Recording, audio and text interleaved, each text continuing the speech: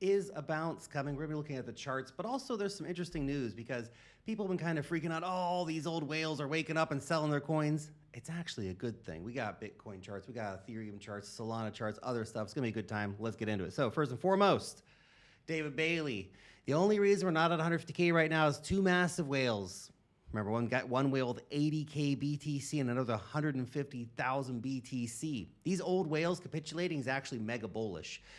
Let's not say they're capitulating. Let's say they're taking gargantuan, disgustingly big profits, which is fantastic, okay? Because this is the thing. There's not a lot of old supply in the hands of old whales that's just going to magically wake up and start dumping on the market. These guys are not just whales, they're white whales, very rare. And they are slowly selling their coins, redistributing to the market. When they're done distributing, where's the sell pressure going to come from? The ETFs are just net buyers. The digital asset treasury companies are net buyers. Okay? Big picture here, guys. Kun saying, people who bought Bitcoin in 2010, 2014 understood the asymmetry but are not fortune tellers. Reading old whale sales if they know something is misguided. It's the opposite. In the opposite, the healthiest thing is for old whales to sell and distribute. I love when countries and old whales sell. Yes, I agree. There's people who are like, oh, they know something. You know what? That dude who sold his 80,000 BTC, he spent like 50 grand back in like 2011 to buy 80,000 Bitcoin. Dude made $10 billion in profit. I'm sorry. You know that old saying we may say about, guys, make life-changing money, change your life. Holy shit, take the $10 billion, man. Maybe you could have kept 10,000 Bitcoin just in case, but screw it. This guy probably has Bitcoin anyway. It's crazy times, man. I'd take the 10 billion bucks, wouldn't you? Wouldn't you take the 10 billion, but it might turn into $100 billion. Tell me what you're going to do with $10 billion that you wouldn't be, with $100 billion, you wouldn't be able to do with $10 billion. Come on. How many yachts do you need? Anyway. QW here saying, you don't actually think the cycle is over. You just want the cycle to be over because you're so jaded. Dude, dude. I feel you on that one. Prophetic BTC, Bitcoin bottom. Well, bottom's very close. I'm switching long in Ethereum at 7 p.m. tonight. I'll then be long BTC and ETH as well as the S&P 500 and the NASDAQ. Bullish next week. ISM reports non-farm jobs on Friday. Good. Prophetic BTC has some pretty interesting moves recently in the market. Anyway, let's see if his switch to go long is the right timing or not this time. Bitcoin. Attempting a breakout from this downtrend line right here. We've been talking about this downtrend line. He goes, we've been talking about this downtrend line, but here, check this out. We're also getting this potential breakout of this downtrend line at the same time. Wow, that's the wrong place for that gigantic arrow. At the same time that we are moving towards, in the direction of the general vicinity, towards a MACD daily bullish crossover, okay? Now, as you can see, and under the zero line, by the way, under the zero line, that's our jam, man. You want to be on the zero line. Anyway, so check this out.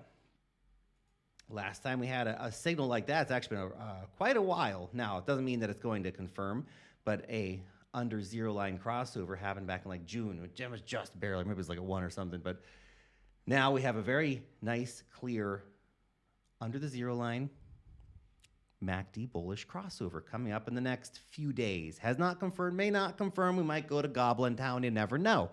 But I'm watching closely. I'll keep you updated. Anyway, the market showed us that $107,500 approximately is the zone of demand. They want to buy Bitcoin there. Market bounced there 3 times in the last week. Currently attempting to get back over this downtrend line right here. Interesting. Watch for a daily close. Volume hasn't picked up massively yet on this move, so it could end up being a fake out.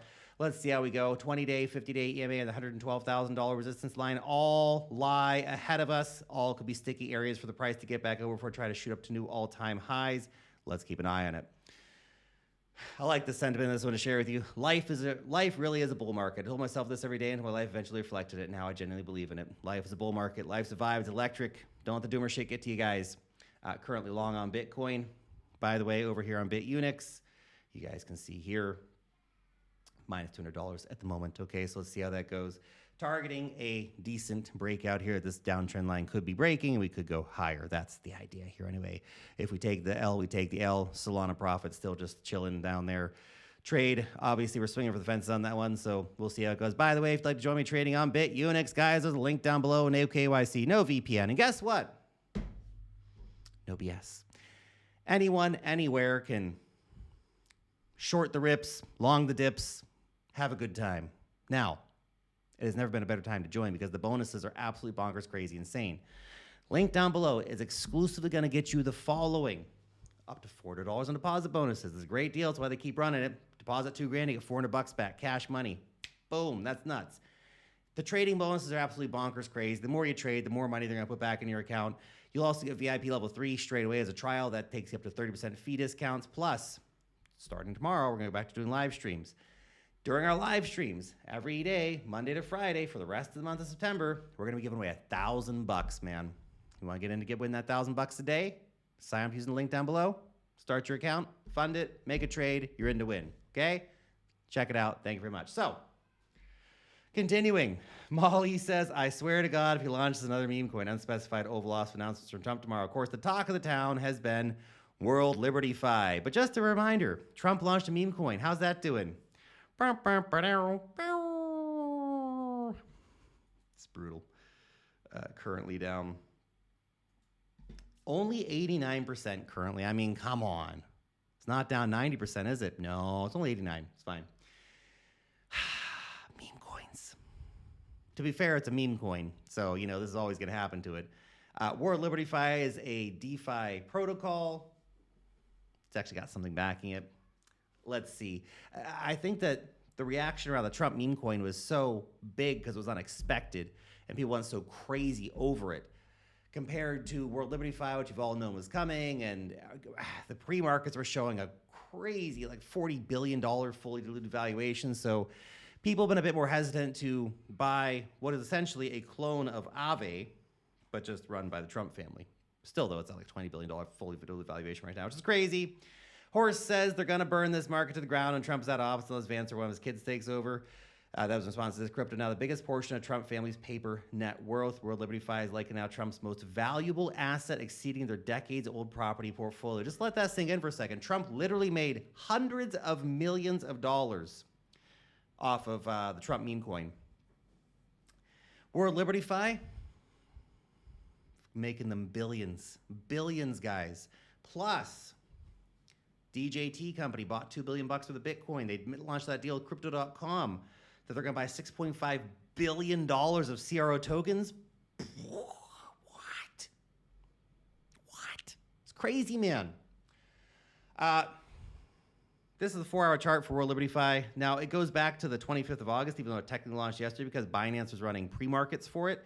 So you can see the pre-markets were all over the place. But, you know, there's some profitable pre-market traders in there. Could have got in at 20 cents, sold over 40 cents potentially. But anyway, launched yesterday here around 40 cents, 37 cents, something like that. Went straight down to 20 cents, 50% drop on the first day in the first few hours, bouncing slightly since then. But gosh darn, man, volume came in, volume died straight off. I feel like it's massively overvalued. Like, I'm not buying this currently. I'm not anti it. I mean, dude, it's the president's DeFi protocol. That's crazy. Probably does really well, especially considering just all the hype around it and the potential for it to do, you know, big things in DeFi and stuff like that. And the USD1 stable coins probably going to become a cornerstone of this platform, and et cetera, et cetera, et cetera. So I definitely wouldn't fade it, but I'm also not rushing to buy it at these current fully diluted valuations. Are pretty crazy right now currently, I think. Hey, good news though. Trump-backed token WLFI has gone crazy. Yes, number 5 most traded token behind Ethereum, Bitcoin, Solana, and XRP. However, it's a reminder for us that Ethereum is still effing broken because the GUI went from 0.2 to 62 GUI because, you know, people actually came and started using the Ethereum blockchain again, and the prices went absolutely bonkers to try to use the Ethereum blockchain. Now, 62 GUI is not the worst. I've seen GUI at like 250 or something like that. It's been I have paid some money back in 2021 to use the Ethereum blockchain, man. I literally remember using Uniswap sometimes and costing like $250, $300. Those were the days, man. Anyway, just a reminder that Ethereum is still kind of a broken blockchain and needs massive upgrades. And I know that Vitalik has said, well, we're going to upgrade the transactions per second by 10x in the next year. That was like 3 months ago. The big thing that changed for Ethereum was not the technology behind Ethereum, although the Pectra upgrade and stuff like that has helped. I'm not going to argue that. Don't get me wrong. The big thing that changed for Ethereum was that Tom Lee and Joe Lubin showed up and started talking Wall Street and buying shit tons of it. And they've literally poured tens of billions of dollars between the ETFs and digital asset treasury companies. There's tens of billions of dollars more earmarked to buy more Ethereum. That's what changed. People started buying more of it. Quite simply, number go up, technology was activated, which is always the best technology in crypto, isn't it? Anyway, continuing. ETH chart right now, ETH chilling, currently still at the 20-day EMA. Ethereum bulls, Tom Lee, where you at, buddy? You want to step up and see a nice bounce from the 20-day EMA here. A retest down to the 50-day EMA would not be scary. It's $4,000, okay? If we bounced right down like here, for example, could even make a good argument for a double bottom. It's better than the double top argument that's currently sitting right in front of our faces. Anyway, 20-day EMA bounce, that's the current thing to watch out for.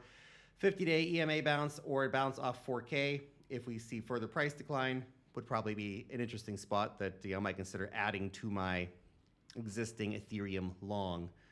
Continuing. Solana, just Solana chart is sexy, man. Looking good. You know, put a bikini on it, take a picture. Anyway, besides the point. Ascending triangle remains intact. Bounced off the 20-day EMA yesterday at 195. Currently pushing back up into the key resistance at 205. Okay, when we break 205 this time, could be the time we have the breakout from 205 to 255, which is the technical target of this ascending triangle pattern, okay? This is what I'm watching out for. I would consider adding more to my Solana long at the 205 breakout. Could be an interesting spot to be catching a trade here on Solana. Solana, man, I maintain the thesis that Solana is, in a lot of ways, better than Ethereum. That's one thing, but also that it is the catch-up trade because we have digital asset treasury companies that have already earmarked billions of dollars. We're going to have more of them coming, and we have Solana ETFs probably coming in the next few weeks potentially, maybe by the end of the year. Okay, Solana, man, still $200. Previous all-time highs $300. It's a nice 50% move. Just get back to previous all-time high. Potential 100% move to go into price discovery. For ETH to go to 100% move, it's going to require a lot more money to move it. Let's put it that way, okay? Pengu bounced right here, still sitting at the zone of critical price support. Risk reward on a long at this particular moment in time is probably not too crazy, to be honest.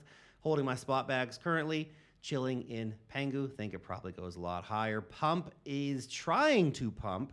As mentioned, I added a bag yesterday. If you guys want to see my portfolio disclosures, you can find that down below in the YouTube description. And a nice reminder that, of course, investing in crypto is risky. You can lose all your money. Past performance is not equated to future returns, and crypto's crazy, man, so never invest more than you can afford to lose. Anyway, check this out. This level right here has been a pretty key level of price resistance for Pump. It's trying to get above that level. Daily candle still has some time to close, but with the buybacks and everything going on, and it being one of the highest revenue apps in crypto, I feel like, you know, my thesis in investing in this, my opinion on it was that it's currently at $1 billion. They probably get it up to like 10 billion at some point with the buybacks and the hype and all that kind of stuff. So let's see. Anyway, that's it.